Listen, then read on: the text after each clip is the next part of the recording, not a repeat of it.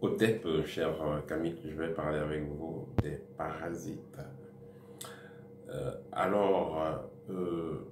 Pour que vous compreniez très bien qu'est-ce que c'est, je vais prendre le cas d'un poulet ou d'une vache qui ne grandit pas correctement. Quand on va amener la vache ou le poulet chez le vétérinaire, on va constater qu'il y a des petits êtres, des petites bestioles qui vivent dans cet animal-là, comme le porc par exemple qui a le ténia. Et ces bestioles-là vont faire que le poulet soit malade, qui n'est pas le poids normal. Bref, ça va perturber la croissance. En ce qui concerne les appareils, je vais prendre le cas d'un ordinateur qui a un virus. Le virus fera que l'ordinateur soit devient plus lent, soit commence à bégayer. Bref, on ne pourra plus utiliser l'ordinateur correctement. Donc voilà un peu ce que c'est donc les parasites. Donc la parasite spirituelle, elle vous permet, disons, elle vous empêche, autant que moi, la parasite spirituellement parlant, elle va vous empêcher d'avoir un meilleur état de santé, elle va vous empêcher d'avoir un meilleur état spirituel. Une parasite peut aller carrément s'agripper sur un niveau de santé énergétique, sur un chakra, et les conséquences seront assez concrètes, assez visibles. Ce qui fait que vous pouvez retrouver, vous êtes constamment fatigué, vous ne voulez rien faire. Vous avez une malchance qui vous suit bizarrement parce qu'il y a un chakra qui est responsable de l'attraction, du bonheur. Ce chakra-là est fermé. Vous pouvez être dans une situation où, voilà, à cause d'une parasite, vous n'arrivez pas à procréer. Une parasite peut aller se loger dans votre corps, dans un endroit particulier. Voilà. Parfois, vous entendez que quelqu'un a eu un arrêt cardiaque bizarre, quelqu'un n'arrive pas, une femme n'arrive pas à coucher, ou que les enfants meurent toujours dans le ventre et tout ça. Ça aussi, c'est lié à des parasites. Les parasites également peuvent faire ça. C'est-à-dire qu'on va au niveau clinique, on va faire des radios, on va faire des analyses, on ne voit rien. Mais au niveau énergétique, il y a quelque chose. Donc, c'est les parasites. Les parasites sont réels. Alors, d'où viennent ces parasites? D'où viennent ces parasites et comment, que faire quand on est victime des parasites? Les parasites vont venir de plusieurs, comment dire, de plusieurs éléments. Et il faut noter que les parasites, on peut les retrouver dans tous les milieux de la vie. On va les retrouver, on peut retrouver les parasites par exemple dans les maisons hantées, on va les retrouver dans certains endroits dits sacrés, dans les églises, des mosquées, on peut retrouver les parasites. On peut retrouver les parasites, parce que c'est des esprits ou alors des entités qui viennent voler de l'énergie, qui viennent s'agripper sur des personnes pour puiser les énergies.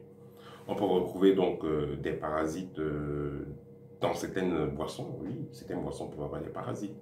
Ou alors le fait de boire certaines boissons peut faire que vous soyez compatible à ces parasites-là. Parce que ces parasites vont attendre que votre aura soit assez faible pour pouvoir entrer dans votre aura et s'agripper dans l'un de vos chakras.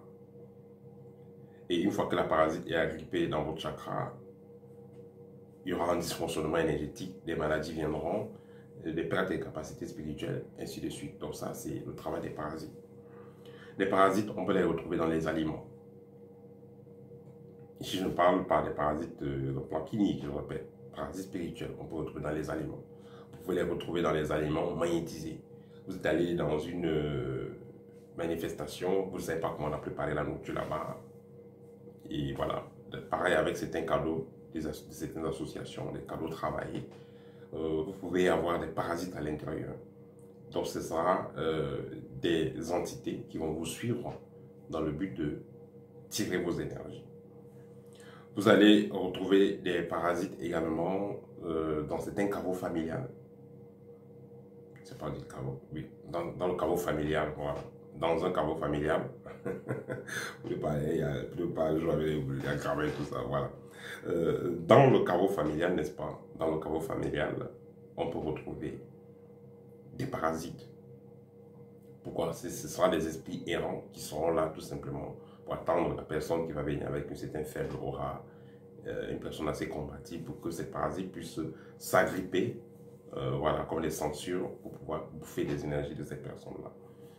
Donc, des parasites, on peut les trouver, donc, comme je l'ai dit tantôt, soit dans les aliments, dans certaines boissons, dans certains lieux, mais également, vous pouvez aussi appeler des parasites.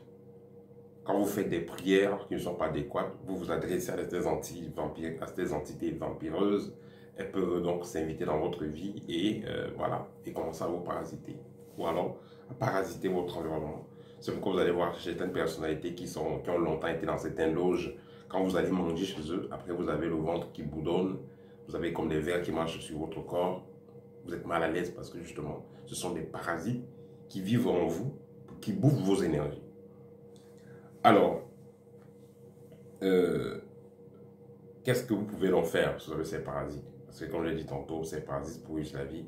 Non seulement ça crée des problèmes de santé, mais également ces parasites pourront faire en sorte que vous commencez, vous perdez beaucoup d'énergie, vous êtes plus fatigué, vous dormez trop, ou alors vous ne dormez même pas, ou alors à cause des parasites, vous ne rêvez même pas.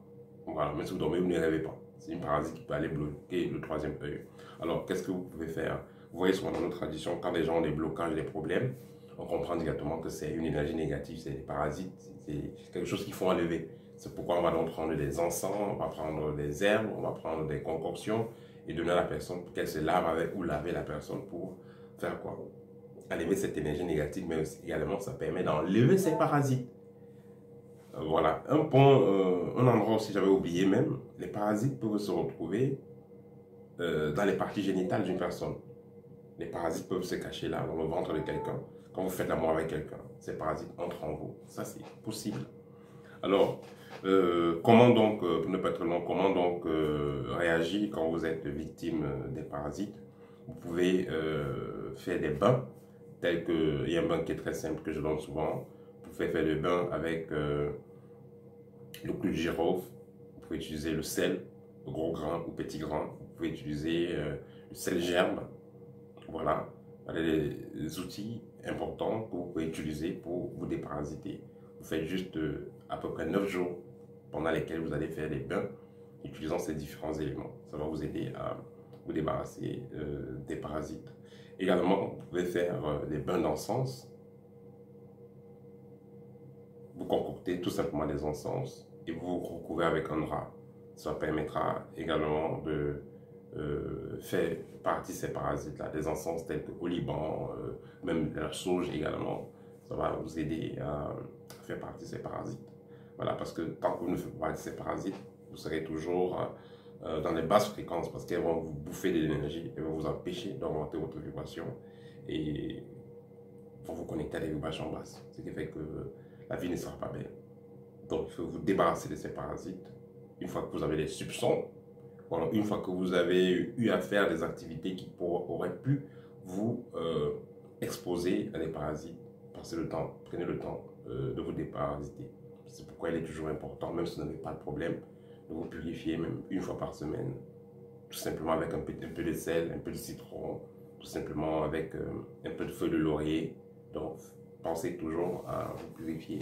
Si vous avez un problème de parasitage, malgré vos purifications, malgré tout ce que vous avez essayé de faire, vous ne vous en sortez pas. Il y a mon livre libre qui vous donne le A à Z, toutes les techniques, l'essentiel des techniques les plus efficaces pour pouvoir vous débarrasser de ces parasites vous-même. Ou alors, contactez-moi, je prendrai, après consultation, je ferai un programme de déparasitage avec suivi en ce qui concerne votre cas. Voilà, c'était tout pour aujourd'hui. Au TEP et à très bientôt.